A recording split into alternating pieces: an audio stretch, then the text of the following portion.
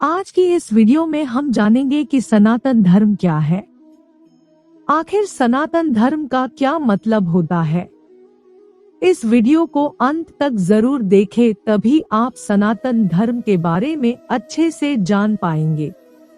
भारतीय आस्था की जड़ें तत्व ज्ञान की गहराइयों में छिपी हुई है, और जो मनुष्य इस ज्ञान को पा लेता है वह सत्य को पा लेता है। अगर तत्व ज्ञान को पाना ही सत्य को पाना है, तो संपूर्ण भारतीय जनमानस में से केवल कुछ लोग ही इसकी लालसा रखते हैं। बाकी के करोड़ों लोग केवल प्रतीक पूजा यानी कि मूर्ति पूजा करते हैं। तो क्या वे भी ईश्वर के प्रिय लोग नहीं हैं?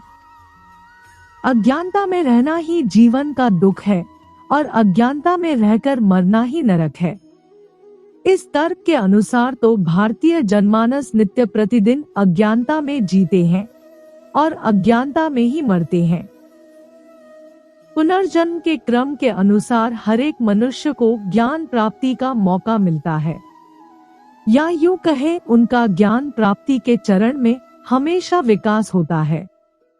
लेकिन विश्वयुद्ध या फिर किसी और कारण से पृथ्वी अगर नष्ट हो जाए, तो ऐसी हालत में सामान्य जनमानस की आत्माओं का क्या होगा? क्योंकि वे सभी तो अज्ञान अर्थात अंधकार की अवस्था में मरे होंगे। तो ऐसे में आम लोगों का उद्धार कैसे संभव है? तो क्या फिर तत्व ज्ञान का प्रचार प्रसार किया जाना उचित नहीं? न केवल भारत में बल्कि संपूर्ण विश्व में भी। भारत के बनिस्बत विदेशों में इस ज्ञान का प्रचार प्रसार हो रहा है, लेकिन भारत में इस ज्ञान का प्रचार प्रसार एक मिशन के रूप में नहीं हो रहा है।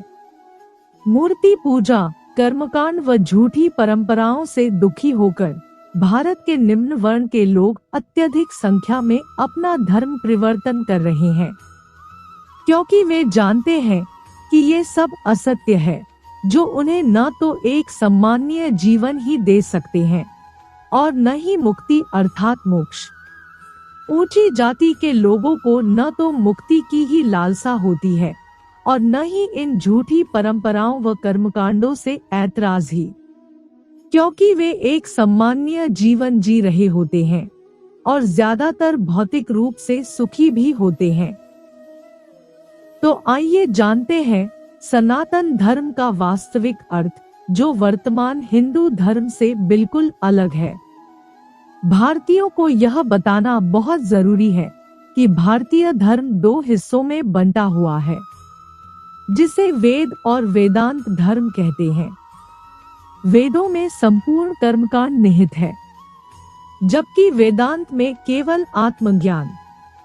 वेदों को आधार मानकर इतिहास में कुछ ऋषियों यानी कि ब्राह्मणों ने या राजाओं ने, जिनमें राजा मनु प्रमुख है, ने संपूर्ण भारतीयों के लिए एक व्यवस्था दी, यानी कि एक धर्म दिया, जिसे आज हम हिंदू धर्म कहते हैं, जिसमें जाति पाति की व्यवस्था निहित है। जबकि वेदांत धर्म, जिसे ही वास्तव में सनातन धर्म कहते हैं, सनातन धर्म विचारों का समुद्र है, जो सनातन आस्था के विकास में विश्वास रखता है। वेदांत या फिर कहें सनातन भी वेदों का ही सार है। इतिहास में प्राचीन भारतीय विद्वानों के दो तरह के समूहों ने वेदों को अपने अपने नजरिए से देखा और फिर उसका निचोड़ आम भारतीय लोगों को दिया। एक समूह ने उसे परंपरावादी धर्म यानी कि मनु का धर्म के रूप में प्रस्तुत किया, और दूसरे समूह ने उसे मात्र एक सत्य ज्ञान के रूप में देखा, जिसे ही सनातन धर्म कहा जाता है। एक समूह ने नकारात्मक भाव से सोचा और दूसरे ने मनुष्य के आत्मविकास के भाव से सकारात्मक सोचा। वेदांत धर्म, जिसे सनातन धर्म कहते हैं, ने वेदों के सत्य दर्शन के सकारात्मक भाव का पक्ष लिया। महात्मा बुद्ध ने भी वेद के यानी कि सनातन के परंपरावादी धर्म, जिसे आज लोग हिंदू धर्म कहते हैं, का खंडन किया था और इसके वास्तविक धर्म का यानी कि वेदांत ज्ञान का समर्थन किया।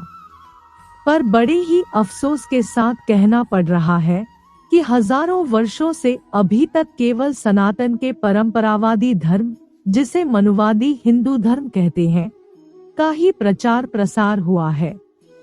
वास्तव में बहुत कम लोग ही इसके सौम्य पहलू को जानते हैं, और जो जानते हैं वे इसके बारे में दूसरों को समझा नहीं पा रहे हैं। वे लोगों को समझा नहीं पा रहे हैं कि वास्तव में सनातन धर्म यह है, वह नहीं जिसने तुम्हें सदियों से पीड़ाएं ही दी या फिर अज्ञानता व अंधकार में रखा है।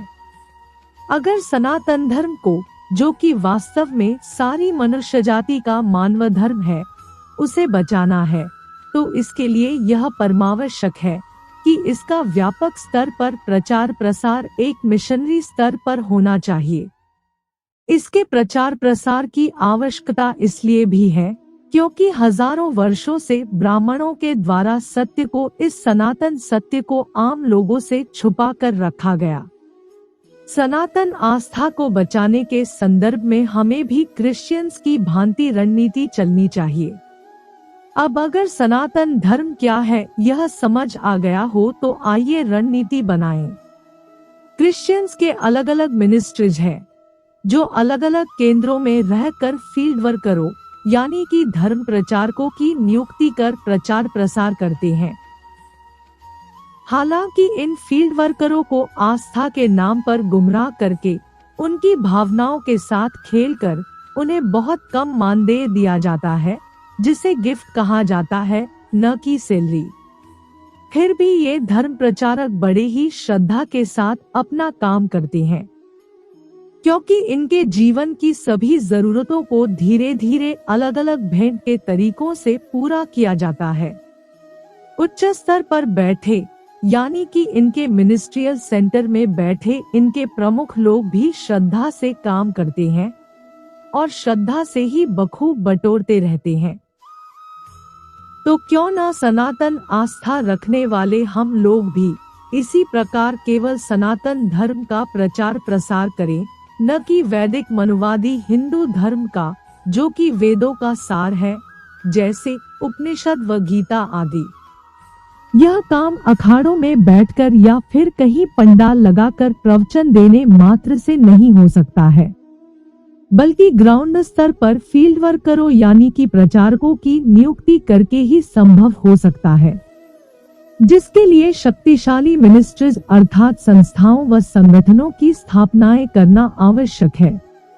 इन मिनिस्ट्रीज के लिए सनातन आस्था रखने वाले हरेक धनवान भारतीयों से लेकर निर्धन भारतीयों तक से यह निवेदन रहेगा कि इनके संचालन के लिए अपनी कमाई का दशमांश और भेंट के रूप में दान दें। इस संदर्भ में सविस्तार से एक खाका बनाने की जरूरत है। तो मित्रों, यह है सनातन धर्म का वास्तविक अर्थ। आशा है आज का यह वीडियो आपको ज्ञानप्रद लगा होगा और आपकी आंखों से अज्ञानता का अंधकार हटा होगा। अगर सच में आप इस वीडियो के माध्यम से सनातन धर्म को समझ पाए हो तो कृपया इस चैनल को लाइक, शेयर और सब्सक्राइब कीजिए। धन्यवाद। जय श्री कृष्णा।